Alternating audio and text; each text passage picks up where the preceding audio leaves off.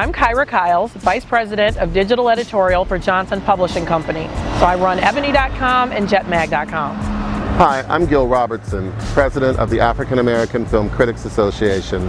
Welcome to the latest edition of our Fast Forward series, where we talk about how to colorize TV and film. Today's conversation is with a group that we like to call the reps, the lawyers, the agents, and the studio executives.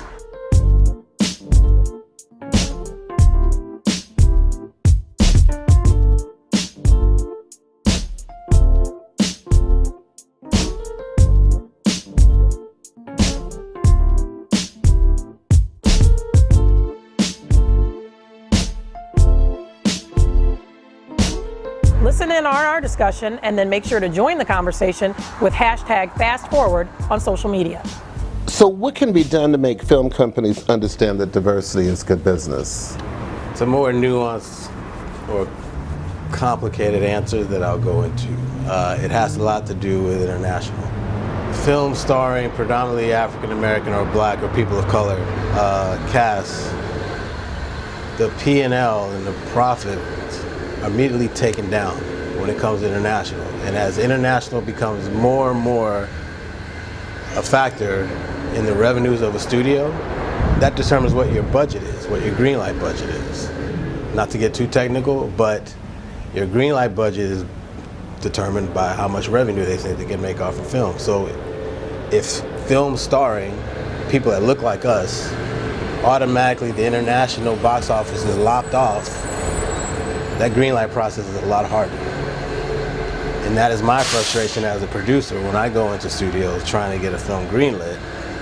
They take my international down immediately, no matter who's in it, unless it's Denzel or Will. So it makes it, therefore, much more difficult. It also affects the way actors are paid, the way directors are paid, what the budget for the film ultimately is. Doesn't necessarily mean the film does not get greenlit, it just gets greenlit at a lower level because they're not depending on that international box office to help. So we are already starting at a disadvantage when it comes to certain projects. Well, let me ask you this. In some cases, the audience may believe that's a chicken or egg situation, that perhaps the reason why these global audiences aren't accustomed to going toward Black-led films is because they don't see them, and then we're not seeing them because people are saying that audiences won't go see Black-led films. So how do you break that vicious cycle? Is there a way to break that cycle? I think there definitely is. It's a harder proposition for studios to invest in, say, one or two actors that they feel have the opportunity to be global successes. For example, in the previous profession I was in, the music business, I saw firsthand how our culture travels the world and how it impacts people in every territory. But the problem is, or the difference in the music business is that record labels are investing in an artist over multiple albums. They have that artist for 6, 7 albums. So they are going to see a return on their investment by sending artists to territories and working the different global markets. A film, you've got one shot. It's kind of like an excuse that they use. It's an unspoken excuse. That's what I was trying to get at. Is that an excuse? I think also, if I could just jump in on that Absolutely. one, you know, it's that self-fulfilling prophecy. Mm-hmm. If you say that the films don't travel overseas, and then therefore you don't take them overseas, how can they perform overseas? And so it's the cyclical, you know, the cyclical self-fulfilling prophecy.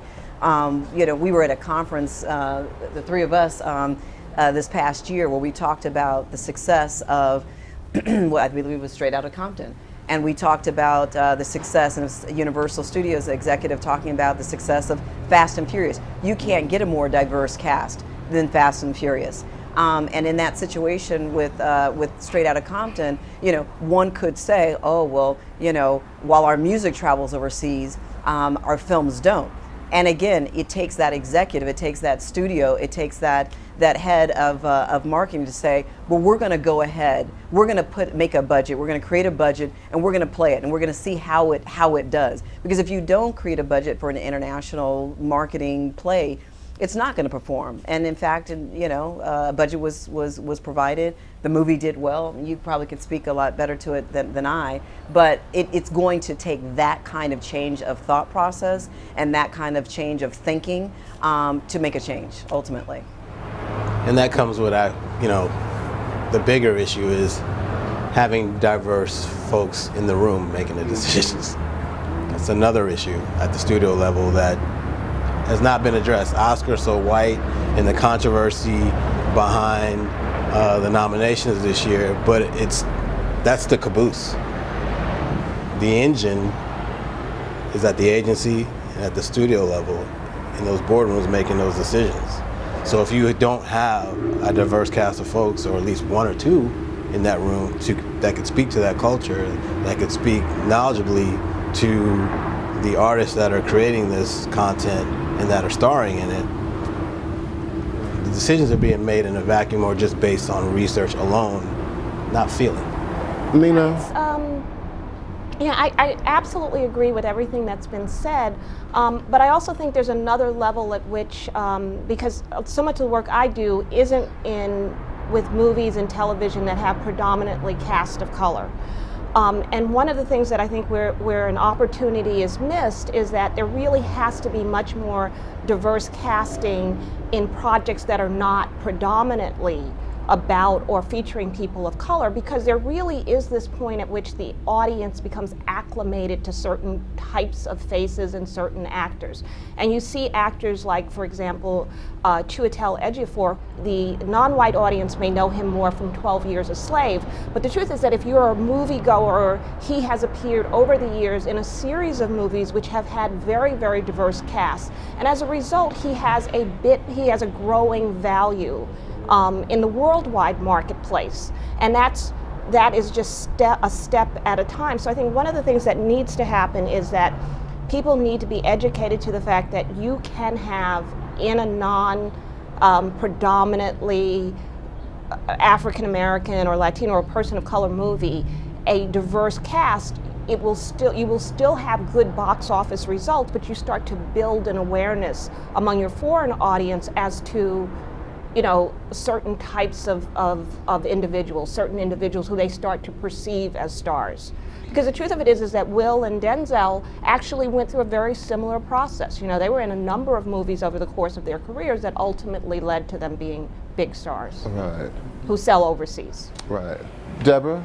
From what I see and the celebrities that we're constantly seeing over and over again, only because it feels like these are the only ones that are embraced by the studios. Right. And for me, in TV, it's like we need to help identify who those next people are, so that their faces do get out there, so we put them on TV and in movies and things like that a little more often. But I just kind of feel like we're kind of stifled with, there are only Denzel, or there's only Will Smith, and only Halle Berry are getting the roles. I mean, unless we're out to create our own, which is difficult because that goes back to who's in the room and who's greenlighting the next.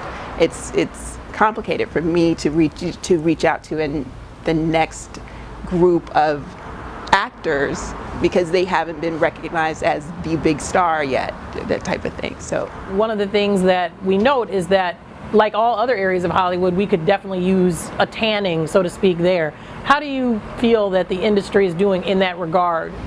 I mean, I believe it's getting better. I'll say it's getting better, but it's so slow. It just feels like we're standing in line waiting to be identified, waiting for our turn type of thing, instead of we're going to have to go out and make our own, which is what social media has become more about. In terms of growth, change, progress, future, I think there's definitely been progress. To your point, there can certainly be much more.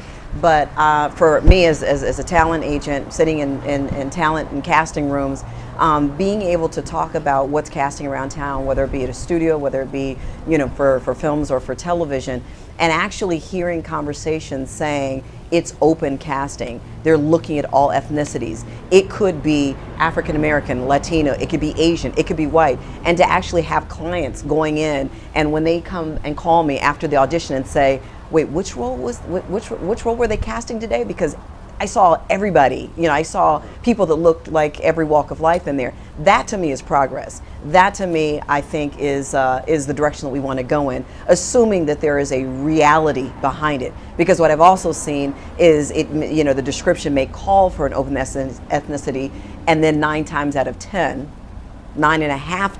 of 10, they end up casting a Caucasian actor. But I do think that conversation, that dialogue, that openness is much more there now in the last 2 years, especially when you look at the success of television, whether you look at Shonda Rhimes' empire with Scandal and How to Get Away with Murder, you look at Blackish, you look at everything that's happening with cable right now, and some of the other outlets. So I think that there's definitely more, and I feel like we're going in a good direction, and hopefully we'll continue to do so.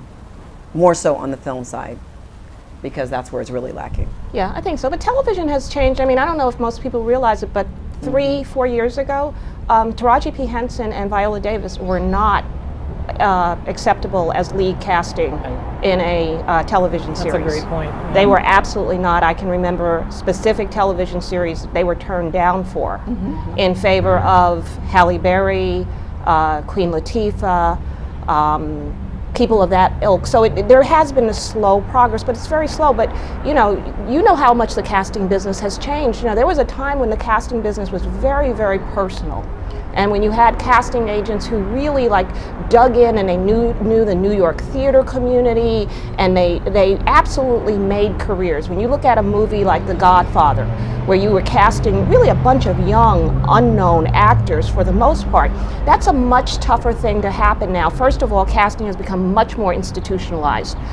People put themselves on tape. They don't necessarily come into a room. It means you get to see a wider group of people, but it also means that there are more people involved in the process of initially culling out who gets seen and not seen. And I'm sure that influences who ultimately makes it to the screen.